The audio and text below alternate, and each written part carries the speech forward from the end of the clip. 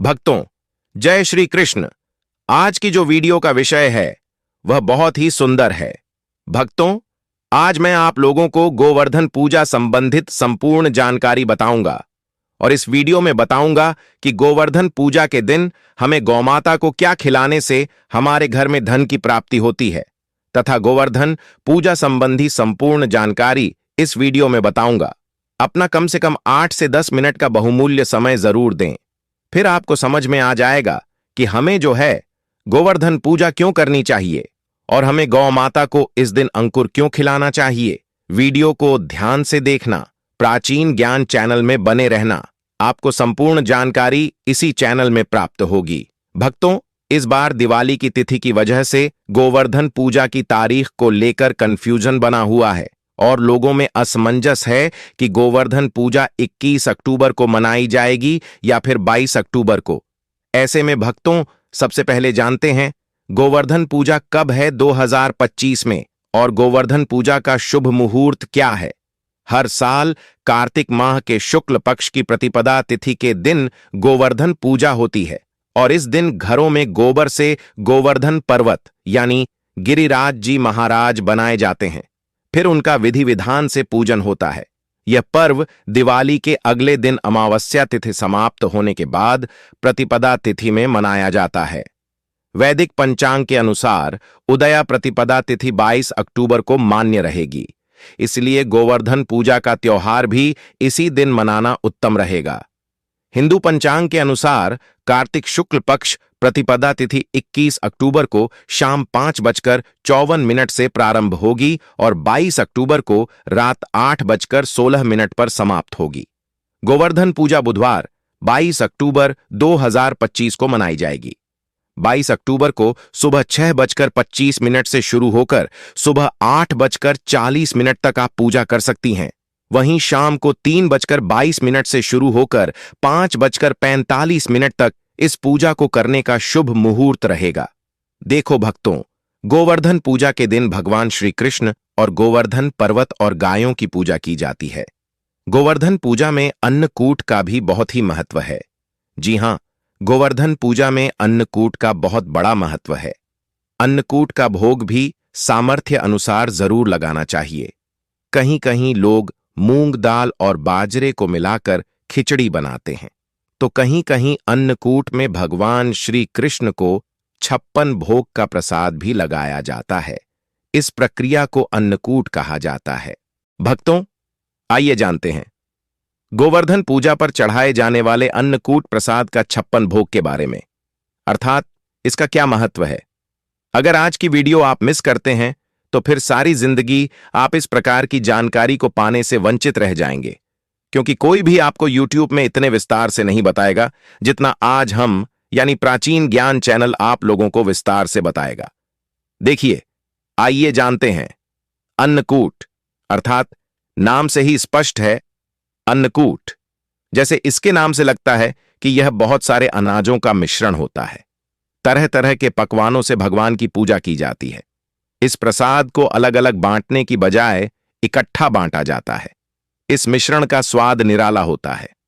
भगवान ने इस अन्नकूट के प्रसाद में कई सारी सब्जियां मिलाकर, देखिए, भगवान का इस प्रकार का जो प्रसाद है इसमें कई प्रकार की सब्जियां मिलाकर आप मिक्स कर सकते हैं, जैसे खड़ी है, चावल है, पूरी है, रोटी है, मूंग की खिचड़ी है, बाजरा है, हलवा है। सामर्थ्य के अनुसार जो भी आपसे बने, भगवान के प्रसाद में इस प्रकार की चीजों को मिलाकर भगवान को भोग लगा सकते हैं। आइए जानते हैं अन्नकूट की कथा की शुरुआत। तो कुछ कथाओं में इस प्रसाद के बारे में कहा गया है कि जब भगवान कृष्ण ने देवराज इंद्र के घमंड को चूर करते हुए गोवर्धन पर्वत की पूजा की और इंद्र ने गुस्से में बहुत ही ज्यादा वर्षा की, तब भगवान श्री कृष्ण ने सभी वृंदावन वासियों को लेकर गोवर्धन पर्वत के नीचे आ गए थे और इसी पर्वत के नीचे लगातार 7 दिन बिताए थे। इस दौरान सभी ने अपने साथ लाए हुए जो खाद्य सामग्री, जितने भी वहां के रहने वाले लोग थे, सभी ने खाद्य सामग्री लाई और दोनों को मिलाकर बांटकर आपस में खाया। इसका स्वाद इतना ज्यादा अद्भुत था कि इसे खाने के लिए स्वयं भगवान कृष्ण ललचा गए थे। बाद में वह अन्नकूट प्रसाद के रूप में गोवर्धन पर्वत को भोग लगाकर खाया जाने लगा। खुद भगवान कृष्ण ने सुप्रिय प्रसाद का हर वर्ष गोवर्धन पूजा करके भोग लगाकर अन्नकूट उत्सव मनाने की आज्ञा दी।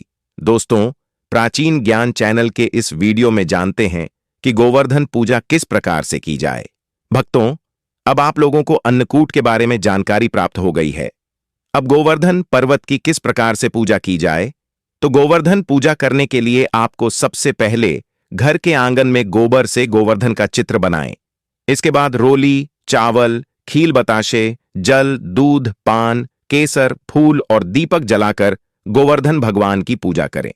कहा जाता है कि इस दिन विधि विधान से सच्चे दिल से गोवर्धन भगवान की पूजा करने से साल भर भगवान श्री कृष्ण की कृपा बनी रहती है। चलिए, इस वीडियो में आप लोगों को गोवर्धन पर्वत से जुड़ी हुई संपूर्ण जानकारी बताऊंगा। दोस्तों, इस वीडियो में आप लोगों को बताऊंगा कि हम जो है गोवर्धन पर्वत की पूजा क्यों करते हैं। साथ ही साथ में गोवर्धन पूजा की जो कथा बताऊंगा, इस कथा को अगर कोई भी व्यक्ति सच्चे मन से सुनता है तो ऐसे व्यक्ति के जीवन में चल रही सभी प्रकार के कष्ट तत्काल समाप्त होते हैं।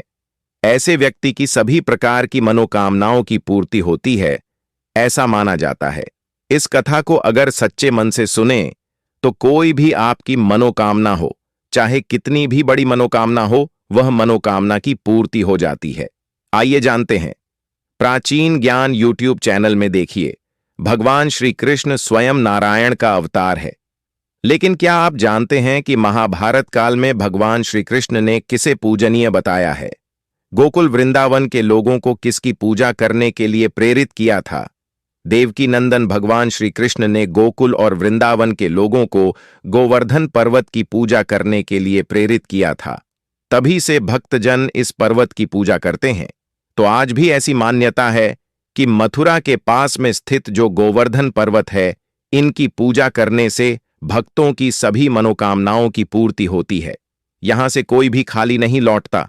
इसी वजह से यहां हमेशा ही भक्तों का देखना, जो गोवर्धन पर्वत है वहां पर काफी भीड़ लगी रहती है। तो आइए इस वीडियो में जानते हैं, वास्तव में हम जो गोवर्धन पूजा किस प्रकार से घर में निर्मित करते हैं। सभी दर्शकों को जानकारी प्राप्त हो चुकी है। अब इनकी पूजा क्यों होती है, इनकी पूजा होने के पीछे क्या कारण है। तो गोवर्धन पर्वत की ऊंचाई आपने देखी होगी। आज से काफी पहले काफी दिखाई देते थे, लेकिन हजारों साल पहले यह बहुत ही ऊंचा था, विशाल पर्वत था। और इस पर्वत की ऊंचाई लगातार घटती जा रही है। इस संबंध में शास्त्रों में एक कथा बताई है। इस कथा के अनुसार गोवर्धन पर्वत को तिल तिल करके घटने के लिए एक रस्सी ने श्राप दिया था। श्री कृष्ण ने गोवर्धन पर्वत को भगवान का रूप बताया है और उसी की पूजा करने के लिए सभी को प्रेरित किया था। आज भी गोवर्धन पर्वत चमत्कारिक रूप से, पूर्ण रूप से चमत्कारिक रूप से भरा हुआ है। सभी प्रकार के लोगों की इच्छा को पूर्ण करता है। गोवर्धन पर्वत की परिक्रमा करने वाले हर व्यक्ति को जीवन में कभी भी पैसों की कमी नहीं होती। साथ ही साथ गोवर्धन पूजा करने वाले लोगों को भी पैसों की कमी नहीं होती, ऐसा माना जाता है। महाभारत काल में गोवर्धन पर्वत की ऊंचाई करीब 30,000 मीटर थी, जबकि वर्तमान में यह पर्वत करीब 30 मीटर ऊंचा ही रह गया है।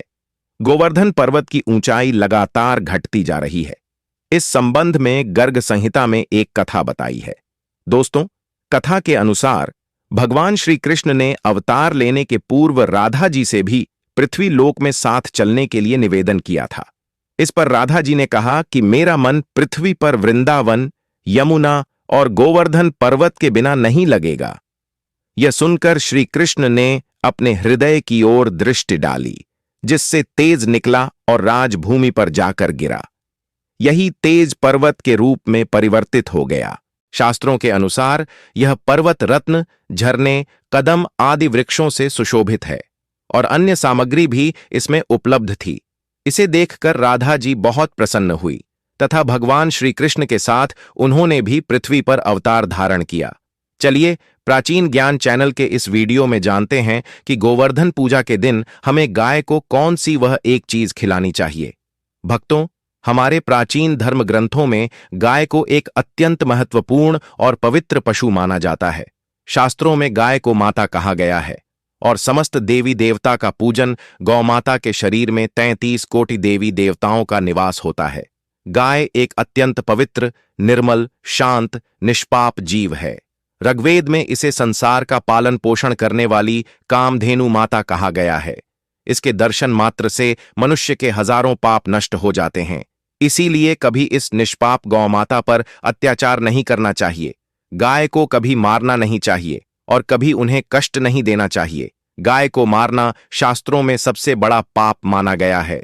दोस्तों, भगवान श्री कृष्ण को गायों से विशेष लगाव था। उन्हें गौमाता बहुत अधिक प्रिय थी। श्री कृष्ण के अनुसार गायों की सेवा करना ही सर्वश्रेष्ठ धर्म है। इससे बड़ा पुण्य का कार्य संसार में दूसरा कोई नहीं। कलयुग की भविष्यवाणी करते हुए भगवान श्री कृष्ण कहते हैं कि कलयुग में जब धर्म का लोप हो जाएगा, तब मनुष्य गाय की सेवा नहीं करेंगे। मनुष्य केवल दूध के लिए ही गाय को पालेगा। दूध के लिए गाय को बहुत कष्ट देगा, जिसके परिणाम स्वरूप कलयुग में पाप और धर्म उसके चरम पर होगा। कलयुग के अंत का लक्षण बताते हुए श्री कृष्ण कहते हैं, जब संसार से गायें समाप्त हो जाएंगी, तब कलयुग का अंत होगा। जो मनुष्य कलयुग में भी गाय की निस्वार्थ भाव से सेवा करेगा, वह सुख समृद्धि प्राप्त करेगा। जो स्त्री रसोई में बनी पहली रोटी गौमाता को खिलाएगी, वह सदा सुहागिन और सौभाग्यशाली रहेगी।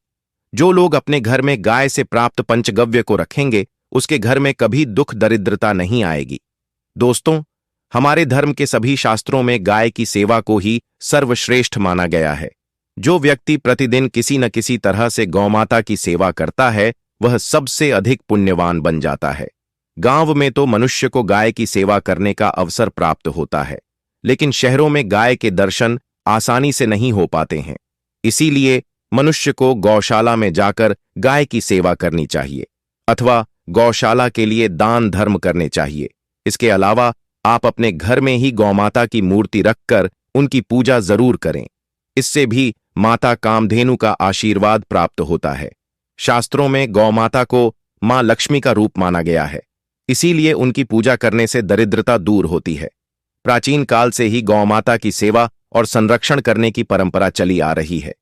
कई ऋषि मुनि अपनी कुटिया में गायों का पालन करते थे तथा राजा महाराज गायों का दान करते थे। गायों के दान को सबसे बड़ा दान कहा गया है। गाय का दान करने से सभी जन्मों के पाप नष्ट हो जाते हैं और मनुष्य को मोक्ष की प्राप्ति होती है। आज हम आपको गौमाता के संबंध में बहुत ही महत्वपूर्ण बातें बताने जा रहे हैं। गाय की पूजा कैसे करनी चाहिए, गाय को कौन सी चीजें खिलाने से कौन सा फल मिलता है तथा गाय के किस अंग को स्पर्श करने से दरिद्रता दूर होती है, आदि के बारे में हमारे शास्त्रों में बहुत ही महत्वपूर्ण ज्ञान दिया गया है। हमारी अत्यंत पूजनीय गौमाता के बारे में आप सभी को यह बात अवश्य जान लेनी चाहिए। इससे आपके जीवन से सभी प्रकार के कष्ट दूर होंगे। दोस्तों, कई बार महिलाएं जाने अनजाने में गाय को कुछ चीजें खिला देती हैं, जिससे मां लक्ष्मी क्रोधित हो जाती है। शास्त्रों में कहा गया है कि ये चीजें गाय को कभी नहीं खिलानी चाहिए। इससे मनुष्य के जीवन में दुर्भाग्य आता है और उसे किसी भी कार्य में सफलता नहीं मिलती है। तो चलिए जान लेते हैं गौमाता के विषय में महत्वपूर्ण नियम। सबसे पहली बात है दोस्तों, गौमाता के दर्शन करना बहुत शुभ होता है। शास्त्र कहते हैं, रोज सुबह गाय के दर्शन होने से पुण्य की प्राप्ति होती है और सुबह गोबर के दर्शन होने से लक्ष्मी की प्राप्ति होती है। अगर किसी महत्वपूर्ण कार्य के लिए जा रहे हैं और अचानक ही गौमाता आपके रास्ते में आ जाती है, तो वह कार्य निश्चित ही सफल हो जाता है। किसी भी यात्रा पर निकलते समय अगर गौमाता के दर्शन हो जाए, तो वह यात्रा सुखपूर्वक पूर्ण हो जाती है, इसमें संशय नहीं है। ज्योतिष शास्त्र के अनुसार कुंडली में यदि पितृदोष होता है, तो अन्य उपायों के साथ साथ गौमाता को प्रतिदिन रोटी और घास खिलाने से लाभ होता है और पितृदोष से मुक्ति मिलती है। इसी तरह कुंडली में यदि शनि की 7.5 या महादशा है, तो हर शनिवार और अमावस्या को काले रंग की गाय को घास या रोटी खिलाएं और उसकी पूजा करें। इससे शनि दोष कम होता है। गौमूत्र यानी कि गाय का मूत्र बहुत ही उपयोगी, पवित्र और स्वास्थ्य की दृष्टि से अत्यंत हितकारी होता है। आध्यात्मिक दृष्टि से तो गौमूत्र का महत्व है ही, साथ ही वैज्ञानिक और स्वास्थ्य की दृष्टि से भी गौमूत्र के बहुत से लाभ बताए गए हैं। गौमूत्र में बहुत से खनिज पदार्थ और स्वास्थ्य वर्धक तत्व होते हैं, जो हमारे शरीर की शुद्धि करते हैं। और बहुत से रोगों से भी बचाते हैं।